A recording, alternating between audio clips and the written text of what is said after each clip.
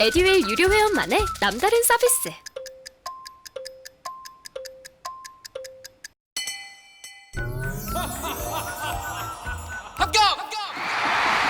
합격하고 돈도 받는 혜택.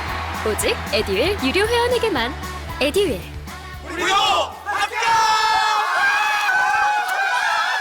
자, 여러분 이제 마지막 시간입니다. 자, 이번 시간에는요 스포츠 엔터부터 시작을 하는데요. 몸값 이거 보셨나요? 네, 몸값. 저는 이거 소개하는 영상만 보고 다 보질 못했는데 티빙 드라마 몸값이 칸 시리즈 페스티벌에서 각본상을 받았다. 이 또 좋은 소식이네요. 이게 이제 칸 시리즈 페스티벌이 뭐냐?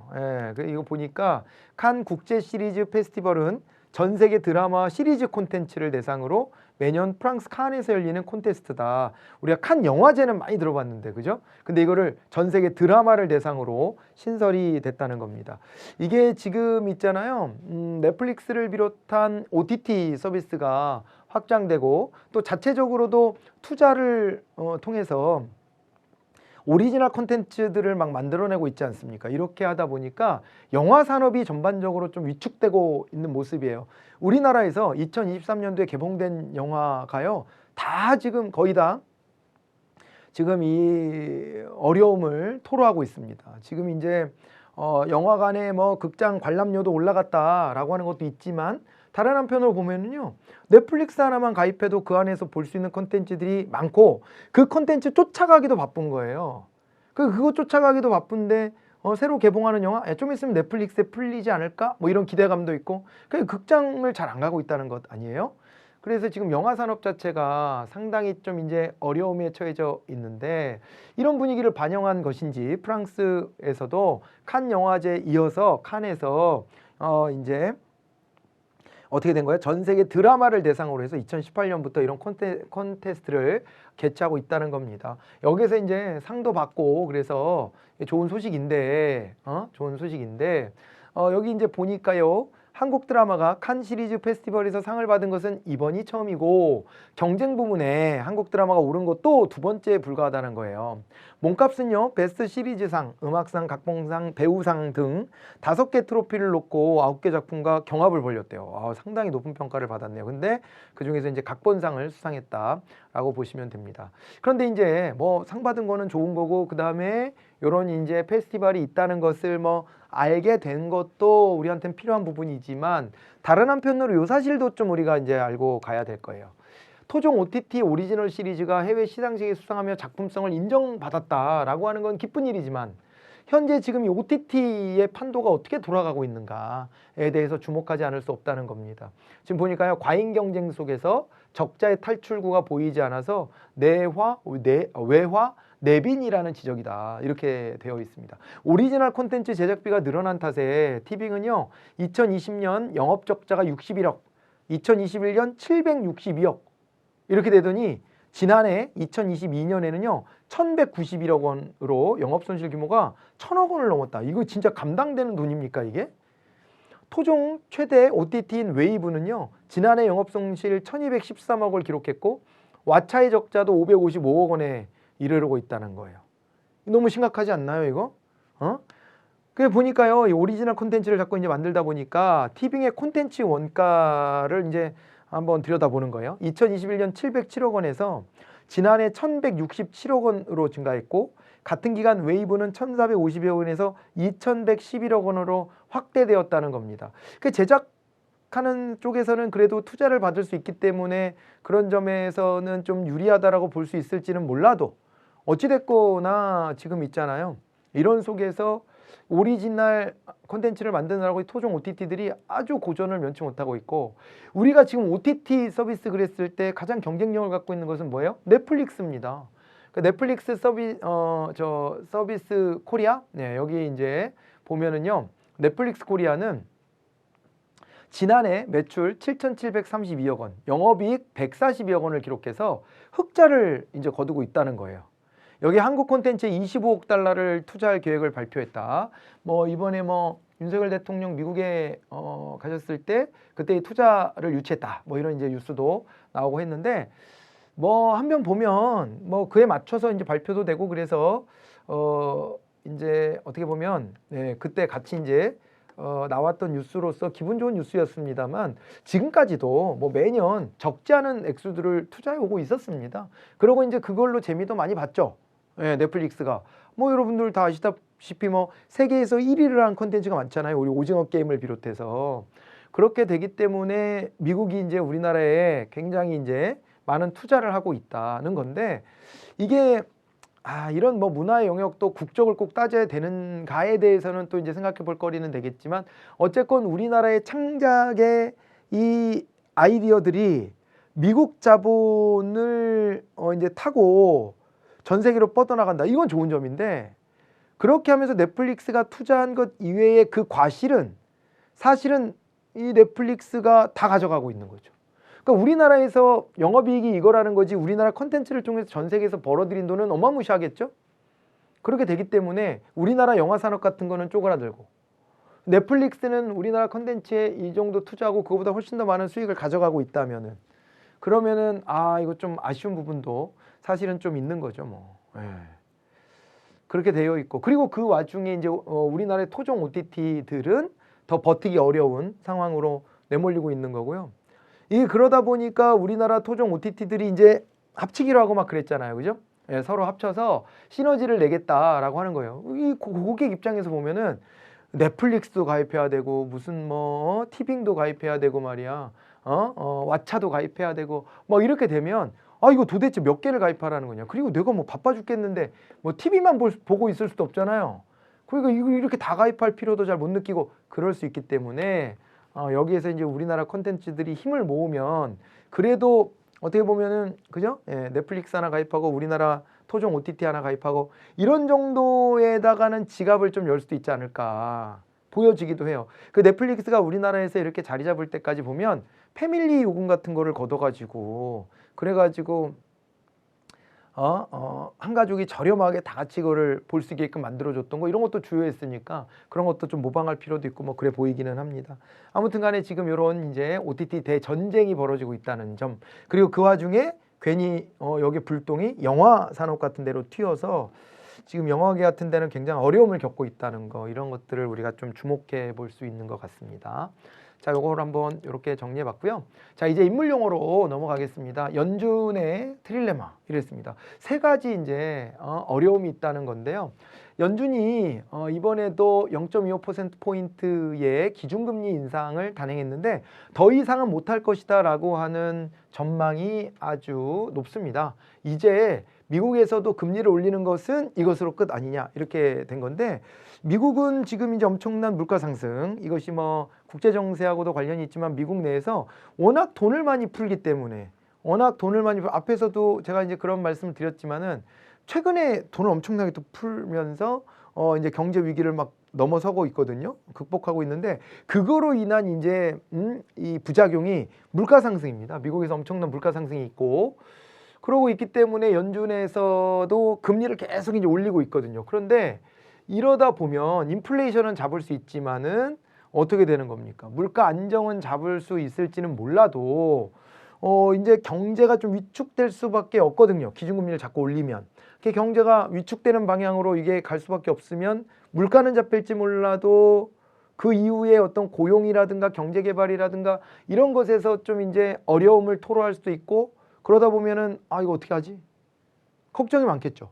물가도 잡아야 되겠는데 실업의 문제도 해결해야 되고 이렇게 되면 이게 이제 그 안에서 갈팡질팡 어느 방향으로 가야 될지 방향을 정확하게 못 잡을 가능성이 높다는 겁니다. 그러니까 여기 보시면은요. 여기 보면 연준은 지금 물가 안정과 최대 고용, 금융 안정이라는 세 가지 문제를 한 번에 해결해야 하는 상황에 놓여 있다라고 진단을 하고 있대요. 그래서 이거를 연준의 트릴레마라고 지금 불렀다는 거고요. 그다음 미카 가상자산에 대한 포괄적 규제 내용을 담은 법안으로 최근 유럽연합의회에서 통과됐다.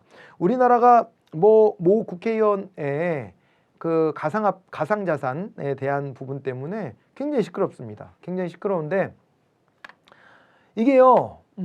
일단은 법적으로는요. 뭐 뇌물을 뭐 받고 아니면 내부 정보를 받고 뭘 했다면 문제가 되겠지만은 그 이외에는 법적으로 문제될 게 없죠. 왜냐면 우리나라는 가상자산에 대한 규제가 없어요. 법이 없어서 그래서 이제 이 부분에 대해서는 위법성은 뭐 이제 그렇죠. 아까 말씀드렸던 그런 정도의 의심만 해결되면 위법성은 없을 텐데 이거를 국회의원이 이렇게 막대한 가상자산을 막 샀다 팔았다 하고 뭐 그리고 특히 뭐 회의 중에도 샀다 팔았다고 이런 것들이 좀 보도가 되고 그랬는데 그게 과연 옳은 일이냐라고 하는 이 윤리적인 문제로까지 이제 가 있는 것 같아요. 근데요, 이게 이 법을 불비해서 갖춰놓지 않아서 그래서 이제 대비를 해놓지 않아서 생기는 문제라고 한다면 서둘러서 이거에 대한 대책을 마련해야 됩니다.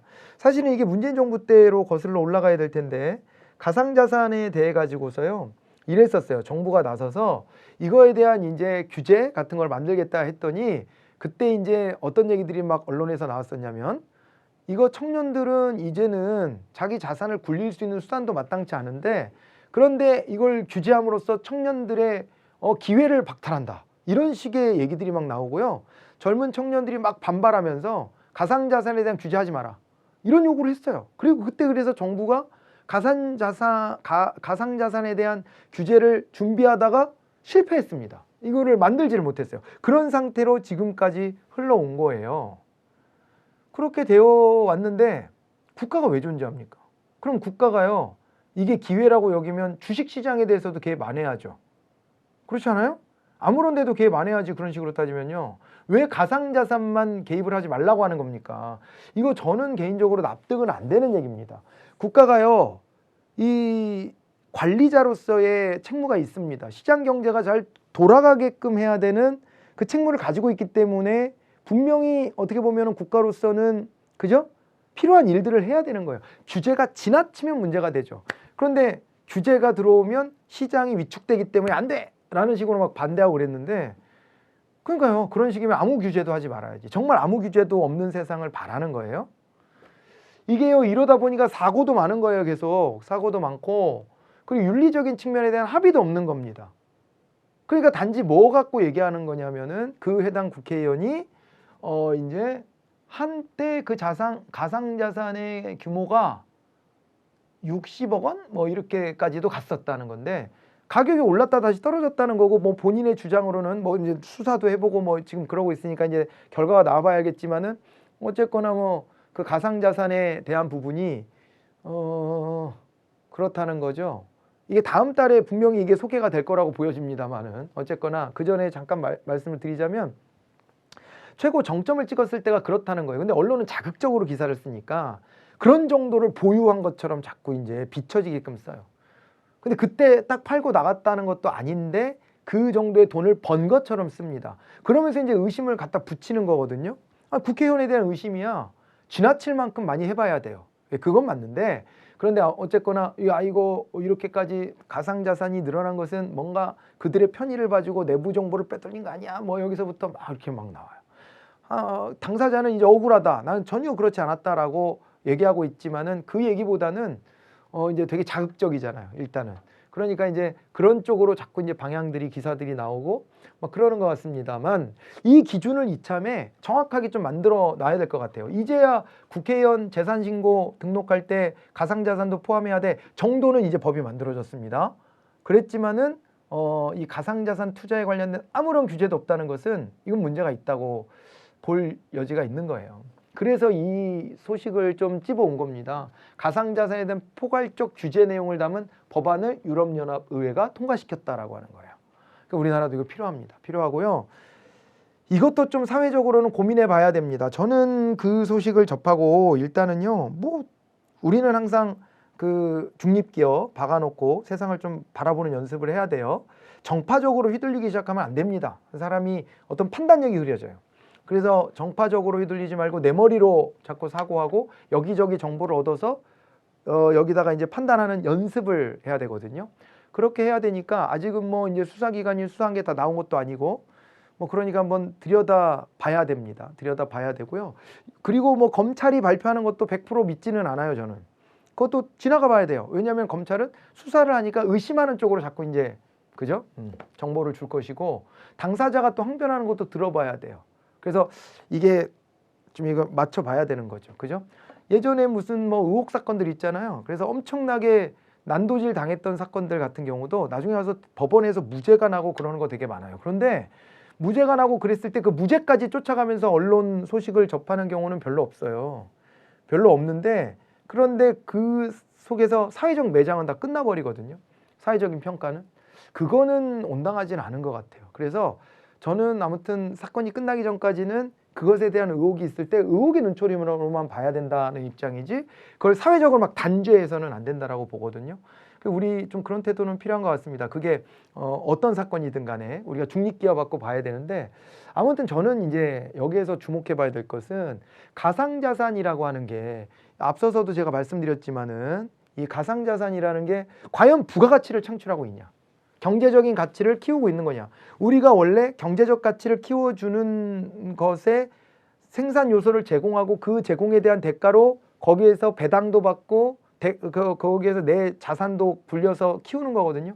주식 투자를 하면은 주식을 통해서 자본을 끌어간 기업이 그거를 매개로 돈을 벌어서 덕분에 돈을 벌었으니까 이거의 이익의 일부를 가져가세요라고 주는 방식이에요. 부가가치를 창출해서 이렇게 가져가야 내가 돈을 버는 게 누군가의 눈에서 눈물이 나서 돈을 버는 개념이 아닌 게 되는 거거든요. 그걸 우리가 이윤 추구행위라고 하는데요. 이윤 추구가 아닌 이러한 어떤 지대 추구행위라고 일컬어지는, 그러니까 나한테만 유리하게 뭘 좀 만들어서 그 안에서 돈을 벌고, 그리고 이제 누군가는 손해를 보는, 그러니까 제로섬 게임이 되는 거죠. 이게 영합 게임이 되는 이런 경우는 우리가 윤리적으로 또 고민해 봐야 된다고 생각해요. 근데 지금 젊은 정치인들이, 유명 정치인들이 뭐 여야를 막론하고 가상자산으로 나 이만큼 돈 벌었어요 하는 케이스들이 지금 나오고 있는 거거든요. 그럼 이걸 어떻게 바라봐야 될까에 대한 사회적 합의도 좀 필요하다고 봐요. 부동산 투기도 마찬가지예요. 저한테도요, 끊임없이 주변에서 부동산을 해야 돈 벌어 라는 얘기를 해줘요. 근데 저는 그러고 싶진 않거든요, 사실은. 부동산을 해야 부동산이 배신 안 해. 너도 노후 대비하려면 부동산 해야지 라고 저한테 선의로 얘기해 주시는 분들이 여럿 있어요. 그런데 저는 그거에 대해서는 조금 좀 이제 부동산도 어떤 거냐에 따라 구분 지어야 된다라고 보고, 이것이 이제 투기의 성격을 가진 거, 그래서 자기들끼리 사고 팔면서 거품을 끼우게 하는 행위는 절대 해서는 안 된다고 생각해요. 그래야지 우리 자식 세대들도 살아갈 여지가 생기는 거거든요. 근데 그것에 대해서 사회적 합의가 제대로 이루어지지 않고, 그런 걸로 재미 보는 사람들이 어떤 케이스가 돼서 자꾸 나오면 우리 사회 앞으로 그 문제 어떻게 해결합니까? 가상자산에 대해서도 합의가 필요하다고 봐요. 그런 부분을 반영해서 이렇게 규제안 같은 것들, 어느 정도의 선을 가지고 공정한 룰 안에서 이게 이루어져야 된다고 봅니다. 가상자산 투자하는 것 자체가 부도덕하다 이렇게 말할 수는 없죠. 당연하게. 그렇지만은 지금처럼 아무런 사회적 합의도 없이 흘러가게끔 놔두는 것은 좋은 방향은 아니지 않을까? 이런 정도의 생각을 한번 해보는데, 뭐 제 생각이야 뭐 저의 그냥 짧은 식견으로 그냥 막 또 한번 정리를 해보는 거니까, 여러분들이 또 이런 걸 그냥 참고 삼아서 여러분들 생각 입장을, 저랑 같을 이유도 없잖아요. 그러니까 여러분들이 한번 정리해 보시면 어떨까 싶고, 저보다 가상자산에 대해서 훨씬 더 깊이 있게 고민해 보신 분들도 많을 테니까 그런 분들은 또 그런 나름의 어떤 정리를 좀 하시되, 저처럼 말하는 사람의 논리를 어떻게 받아들여야 될까에 대한 고민을 함께 해나가면 좋을 것 같아요. 자, 이제 그런 생각이 들었고, 폭스뉴스에 대한 뭐 설명이 있는데 아시죠? 이거 뭐 굉장히 극우적인 성향을 요즘에 보여주고 있는 그런 이제 뉴스입니다. 그래서 뭐 그런 관련된 것도 한번 보시고, 헨리 키신저라는 인물도 한번 보시면 좋을 것 같습니다. 이분은 지금도 연세가 엄청 많은데, 이거 언제적이에요? 이게 베트남전 할 때요, 69년도면은 그때 이제 저때가 괌선언 나왔을 때입니다. 괌선언, 닉슨 독트린이라고 하는. 그래서 이제 월남전을, 베트남 전쟁을 이제 종결하는 선언을 한 거예요. 아시아의 자유는 아시아인들이 알아서 해야 될 것 같고, 미국은 한 발 빠지는 것으로 이렇게 결정했던 사건입니다. 그때 이제 헨리 키신저가 기여했다는 것 아닙니까? 그래서 닉슨 행정부와 포드 행정부에서 국가 안보 담당 보좌관과 국무장관을 지낸 현대 외교사의 거목이다. 이분의 어떤 판단력이나 이런 것들, 미국의 국익을 기준으로 놓고 보면 굉장히 예리하다라는 평가를 많이 받고, 그게 지금도 그 영향력이 지대합니다. 그 월남전을 이제 이렇게 이제 멈추게 한 공로를 인정받아서 73년에 노벨 평화상까지 받았던 전력을 갖고 있는 분, 언론에서 많이 나오는 분, 이렇게 해서 한번 보시고요. 서치 GPT 또 이렇게 나왔는데 문장으로 검색해도 적합한 정보를 찾아주는 기능이 핵심인 생성형 AI를 기반으로 하는 네이버의 차세대 검색 기술 서치 GPT. 전문가한테 질문을 해보니까요. 이렇게 챗 GPT 시대에 우리나라 너무 밀리고 있는 거 아닙니까? 라는 질문을 했더니 뭐 이제 그런 얘기를 하더라고요. 우리나라 그래도 세계 5번째 손가락 안에 든다고 할 수 있다. 왜? 네이버 같은 데도 발표하고 이런 서비스를 하겠다. 수준이 어느 정도인지는 좀 들여다봐야 되겠지만 어쨌건 우리가 완전 밀려 있는 것은 아니다. 이런 답이 돌아오더라고요. 자, 그래서 이 서치 GPT라고 하는 거 요거를 한번 또 이렇게 들여다 보시고요. 우리나라도 여기 대열에 합류하고 있다라고 하는 거 한번 또 주목해 보시면 좋겠습니다. 자, 그렇게 해서 이번 달에 좀 같이 고민해 봐야 될 주제들을 가지고 이렇게 설명 진행했고요. 자, 이제 숨가쁘게 달려와서 이제 마지막 시간까지 마무리가 됐습니다. 또 6월 달에 어떠한 이야기들이 펼쳐져서 7월호에 여러분들 찾아뵙게 될지 또 사뭇 궁금해지네요. 네, 또 많은 일들이 벌어질 겁니다. 우리나라 정말 한 달이면은요 엄청난 일들이 막 다 스치고 지나가는 것 같아요. 네, 다음 달에 또 따끈따끈한 소식으로 여러분들 찾아뵙도록 하겠습니다. 고생 많으셨고 경청해 주셔서 감사합니다. 마치도록 하겠습니다. 안녕히 계십시오. 에듀윌 합격 패스.